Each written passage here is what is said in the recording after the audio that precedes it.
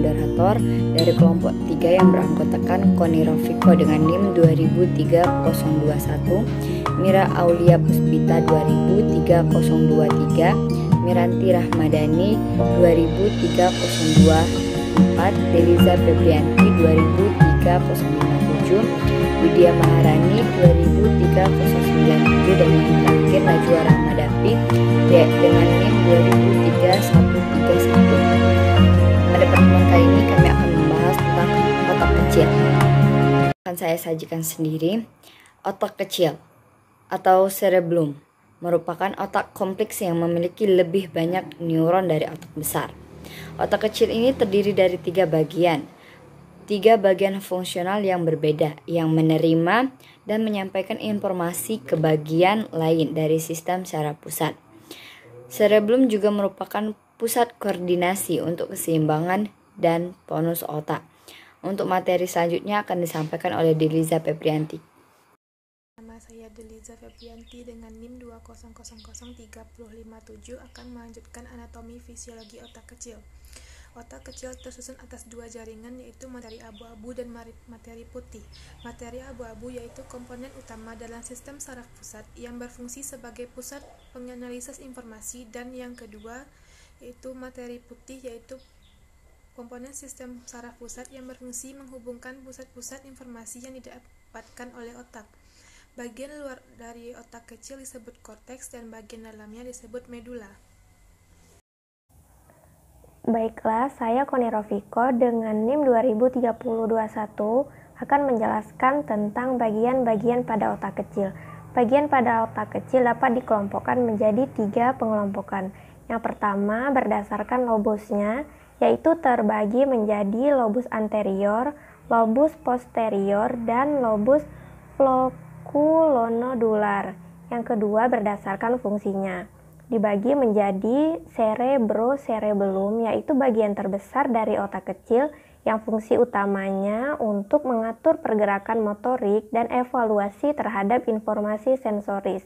Yang kedua ada spinocerebellum, yaitu bagian otak kecil yang berfungsi untuk mengatur pergerakan tubuh melalui sistem propriosepsi. Yang ketiga ada vestibulocerebellum, yaitu bagian otak kecil yang berfungsi untuk mengatur keseimbangan tubuh dan gerakan pada bola mata.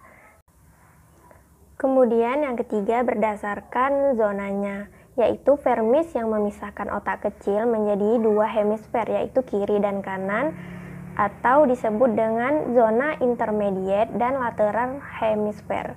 Sekian penjelasan dari saya. Assalamualaikum warahmatullahi wabarakatuh. Baik, saya Mira Aulia Puspita dengan NIM 2003023 akan melanjutkan materi selanjutnya, yaitu fungsi otak kecil. Otak kecil atau cerebellum terletak di bagian belakang otak besar pada kepala belakang. Fungsi otak kecil adalah mengatur keseimbangan tubuh dan mengkoordinasikan kerja otot-otot ketika bekerja. Secara garis besar, otak kecil memiliki berbagai macam fungsi, yaitu seperti mengontrol gerak serta keseimbangan tubuh, seperti mengatur posisi tubuh,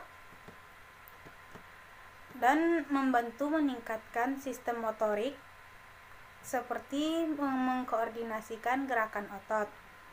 Jadi, apabila otak kecil mengalami cedera, kondisi tersebut dapat berpengaruh pada gerakan tubuh yang tak terkoordinasi akibat terganggunya sikap serta koordinasi gerak otot.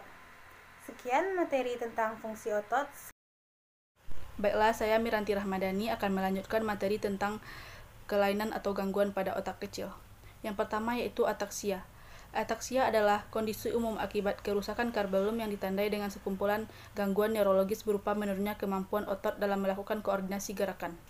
Lemahnya koordinasi gerakan tubuh dan kurangnya kemampuan bicara merupakan bertanda umumnya adanya masalah pada otak kecil. Yang kedua itu ataksia genetik. Ataksia juga dapat terjadi akibat adanya sekelompok kelainan degeneratif berupa kelainan genetik atau sporadik. Diagnosis penyakit ataksia genetik ditegakkan setelah pengujian ekstensif dan mengesampingkan kemungkinan penyebab lainnya. Tes genetik juga dapat digunakan untuk mengidentifikasi ataksia genetik. Umumnya, proses ini dilakukan pada masa anak-anak. Yang ketiga yaitu ataksia yang disebabkan oleh racun. Otak kecil merupakan bagian otak yang rentan terhadap racun, termasuk pengaruh alkohol dan obat-obat resep tertentu. Racun ini dapat merusak sel saraf pada otak kecil yang kemudian menyebabkan ataksia. Yang keempat yaitu tumor pada otak kecil. Tumor pada otak kecil merupakan sel abnormal yang dapat tumbuh di otak kecil. Sel ini dapat tumbuh sejak awal di otak atau hasil migrasi dari bagian tertentu di tubuh yang kemudian tumbuh di otak.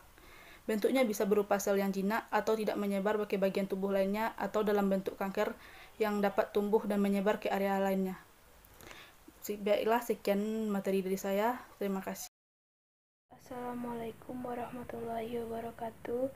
Saya Najwa Rahmidavi, perwakilan dari kelompok 3, akan membacakan hasil diskusi kami yang terakhir mengenai faktor penyebab kelainan pada otak kecil. Yang pertama, gangguan sikap. Gangguan sikap terdiri dari keseimbangan tubuh yang terganggu, refleks tendon yang menurun, memperlihatkan sifat penularan pada tendon lutut yang berupa gerakan tungkai yang berayun-ayun. Yang kedua, gangguan gerakan yang disengaja, misalnya otot yang bergerak terasa lembek dan cepat merasa lelah.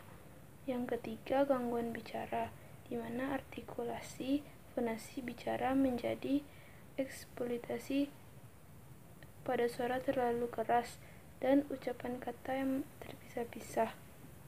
Baiklah, kesimpulan hasil diskusi kami yaitu otak kecil merupakan salah satu bagian otak yang memiliki fungsi penting dalam kerjanya.